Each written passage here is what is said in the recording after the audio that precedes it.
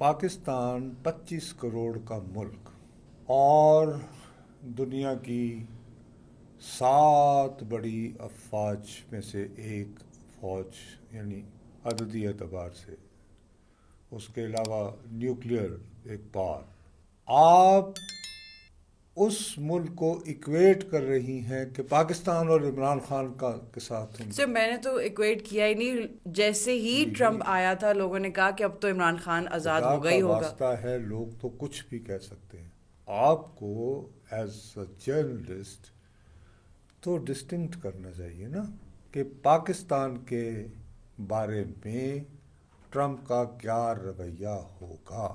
تو ٹرمپ کا اپنے ملک کے بارے میں کیا رویہ ہے کہ وہ ہمارے لیے کیا رویہ وہ رکھے؟ ہماری ہیڈک نہیں ہے، امریکہ جانے وہ جانے۔ مجھے ایک پاکستانی کے طور پر یہ سوچنا چاہیے کہ بہرحال دنیا کی وہ واحد سپر طاقت ہے فی الوقت، لیکن اس کی بالادستی کو للکارنے کے لیے اب قوتیں ابھر رہی ہیں، لائک چائنا فار ایگزامپل۔ اس کے علاوہ ایک امریکہ کا عالمی تھانے دار والا رول تھا، وہ عالمی تھانے دار والا رول جو ہے وہ ایکسپوز ہو گیا ہے کہ اس کی کوئی وقت نہیں رہی کہ روس نے یوکرین پر حملہ کیا اور اس کا وہ حملہ بدستور جاری ہے۔ اسی طرح اسرائیل نے غزہ پر بمباری شروع کی اور بڑی محنت سے بالآخر جب اسرائیل نے دیکھا کہ یار ٹرمپ آ رہا ہے اور اس نے کہا، اگرچہ اس نے دڑی لگائی حماس کو، تو کچھ تھوڑی سی جنگ بندی ہوئی ہے، لیکن یہ بھی دائمی امن کو یقینی نہیں بنا رہی ہے۔ اس حقیقت کو ذہن میں رکھتے ہوئے بھی ہمیں آج بھی یہ اعتراف کرنا پڑے گا کہ دنیا میں سب سے طاقتور آرمی اس کی ہے، دنیا میں سب سے طاقتور معیشت اس کی ہے۔ تو وہ اس لیے تو سپر پاور ہے۔ اب وہ اپنی پوری تقریر میں اگر پاکستان کا ذکر نہیں کرتا تو یہ ہمارے لیے فکر مندی کی بات ہے۔ سر فکر مندی کے ساتھ ساتھ ہمارے لیے ویک اپ کال ہے کہ ہم کیوں ایکسپیکٹ کر رہے تھے کہ وہ پاکستان کا ذکر کرے گا ڈونلڈ ٹرمپ؟ اس لیے کہ ہم کو غلام ہیں، ہم تو شروع تو یہ اس سر ڈرامے ہم سے ہوئے غلام تھے۔ ہی ہیں، یہ بات بھی تو وقت نے آپ ثابت کر کی دی۔ جو توقع تھی وہ یہ بتا رہی تھی کہ آپ جھوٹ بول رہے تھے جب آپ یہ کہہ رہے تھے کہ ہم کوئی غلام ہیں، اور مجھے امریکہ نے نکالا ہے، امریکی سازش ہے۔ بیویا میں آپ سے بات یہ ہے، سیدھی سی بات ہے، آپ خود خدا کے لیے فیلڈ مارشل محمد ایوب خان، کسی ایک شخص کو Imran Khan P T I, Imran Khan P T I, آگے بڑھیں۔ پاکستان میں پاکستان کو قائد اعظم نے بنایا جمہوریت کے لیے کہ یہاں ایک جمہوری نظام ہوگا اور لوگ اپنی پسند سے حکومتیں بنائیں گے۔ اس نظام کا بیڑا غرق کرنے کے لیے 1947 میں پاکستان بنتا ہے اور 1958 میں 1958 میں اپنے آپ کو خود ہی بغیر کو ملک فتح کیے ہوئے فیلڈ مارشل ڈکلیئر کیے ہوئے ایوب خان جو ہیں وہ ٹیک اوور کر لیتے ہیں اور کہتے ہیں کہ میں بتاؤں گا کہ پاکستان کو کیا چاہیے، اور وہ آئین دیتے ہیں 1962 کا، جس میں وہ صاحب خود کو صدر منتخب کروا لیتے ہیں اور کہتے ہیں کہ پاکستان کے جینیس کو جو ہے وہ یہ سوٹ نہیں کرتی۔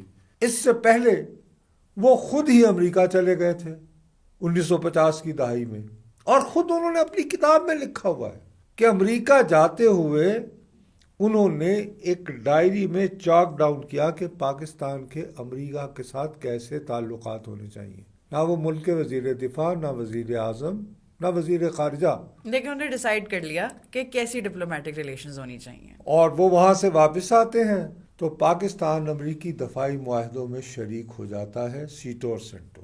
یہ جو کھاریاں کی چھاونی بنی ہے، یہ کھاریاں کی چھاونی ان دنوں بنی تھی، اوکے؟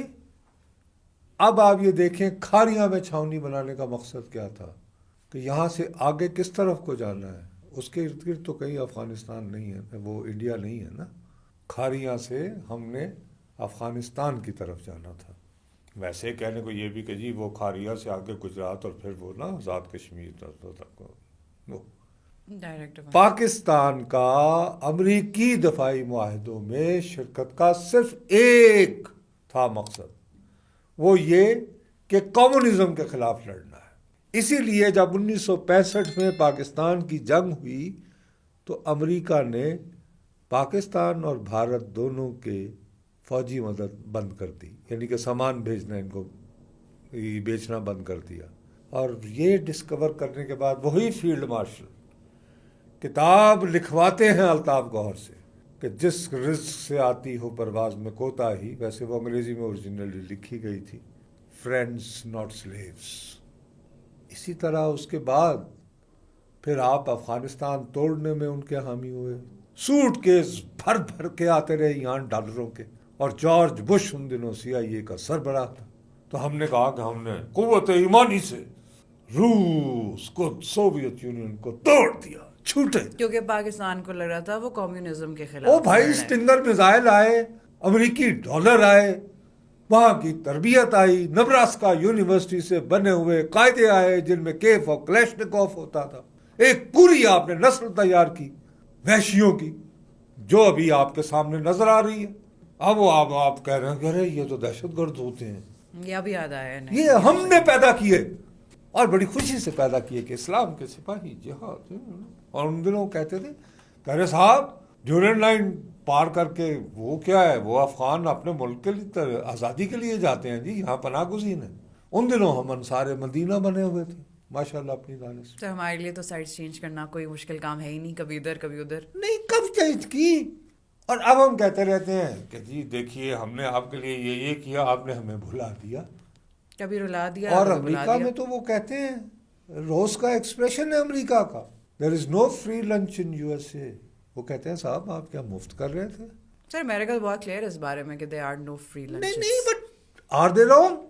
ہم تو اس وقت میرے جیسے بد نصیب تو کہتے تھے کہ بھائی یہ کیا کر رہے ہیں آپ، یا آپ امریکہ کی جنگ لڑ رہے ہیں یا آپ افغان جہاد نہیں لڑ رہے. تو ہمیں اس وقت آپ نے قابل مذمت ٹھہرایا. کیا آپ کو تو بعد ازاں انہی لوگوں کو جنہوں نے آپ نے مجاہد بنایا تھا، انہی کو ہم نے کہا کہ وہ تو دہشت گرد ہوتے ہیں. وہ طالبان جن کو ہم نے بڑے پیار سے، ہاں، پھر ہم جنرل مشرف کی قیادت میں وار آن ٹیرر میں امریکہ کے ساتھ مل گئے. اب وہ وار آن ٹیرر بھی ختم ہو گئی، امریکہ نے اپنی فوج نکال لی، پاکستان کو اس سے جو حاصل وصول کرنا تھا اس نے کر لیا. اب وہ پاکستان کا ذکر کیوں کرے؟ تو جہاں پہ پاکستان نامی ملک کا ذکر نہیں ہو رہا وہاں پہ وہ عمران خان صاحب کا ذکر کیوں کرے؟ ان سے عمران خان سے کام کیا ہے؟ اور سر پھر بھی یہاں پر لوگوں کو بیوقوف بنانا اتنا آسان ہے کہ وہ کہتے ہیں کہ وہ ٹرمپ آزاد کروا دے وہی گا. اگر لوگ بیوقوف بن رہے ہیں تو ہم بیٹھ کے ہم بھی پھر وہی ڈسکس کرتے رہیں کہ ہائے اللہ ہمارے لوگ اتنے بیوقوف کیوں ہیں. سر ان کو یہ پولیٹیکل پارٹیز ان کی اس چیز کا فائدہ اٹھاتی ہیں نا کہ ہاں انہیں آج کل یہ نیریٹو دے دو. یہاں پہ پولیٹیکل پارٹیز ہیں سر جو یہاں پہ کوئی پولیٹیکل پارٹی نہیں ہے، یہ سارے کے سارے مریدوں کا مجاور ہیں. یہ کوئی بھی سیاسی جماعت اس کا نام لو، سیاسی جماعتوں کے کنونشن ہوتے ہیں. یہ یعنی یہاں پہ پاکستان مسلم لیگ کا نام ہے نون، جو نواز شریف چاہیں گے وہ ہوگا. پاکستان بھی اس پارٹی جو آصف علی زرداری چاہیں گے ہوگا، اور PTI میں جو عمران خان چاہیں گے وہ ہوگا. اللہ اللہ خیر صلی اللہ. باقی سب جو ہیں وہ ان کے مریدان ہیں. اللہ اللہ، اتنی سی بات ہے. تو مقصد یہ کہ وہ کیوں ذکر کرے پاکستان کا.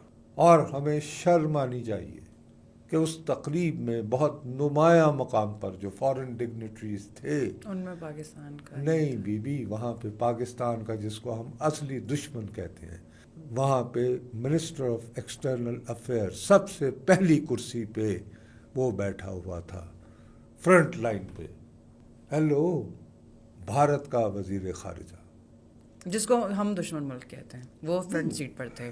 صحیح تھا بہرحال. اور اس کے بعد جب امریکہ کا وزیر خارجہ مارکو روبیو اپنے آفس کو ٹیک اوور کرتا ہے تو وہ پہلی ملاقات جس غیر ملکی وزیر خارجہ سے کرتا ہے تو وہ بھی بھارتی وزیر خارجہ ہوتا ہے. تو سر وہ اس سے تو آئی تھنک ہمیں صاف پتہ چل جانا چاہیے پھر کہ امریکہ کی نظر میں، ٹرمپ کی نظر میں کیا اہمیت ہے پاکستان کی ایز اے اسٹیٹ.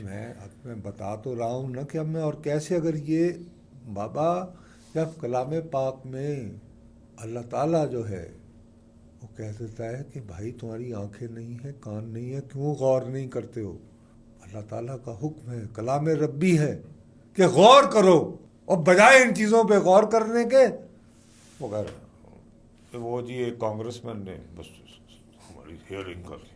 वो एक कांग्रेस में एक ढूंढो, वहाँ पे हजारों मिलते हैं, किसी को बुला लो कि सर वो ब्रीफिंग करनी है। कोई इतनी सिग्निफिकेंट और वो है कौन कांग्रेसमैन, उसके बैकग्राउंड में जाइए, उसकी हैसियत क्या है। एक तो to begin with he is from Democrat party. कौन सी पार्टी हुकूमत में आई? वो जो 22 तारीख को वो जो मस्खरे, वो जो 2 नंबर का सूफी बना हुआ है। अब मैंने भी दुनिया में पहले सूफी ये देखे हैं, सुभान अल्लाह, मैं कुर्बान जाऊं, जो कि कुर्बत शाही के लिए इतने बेचैन है।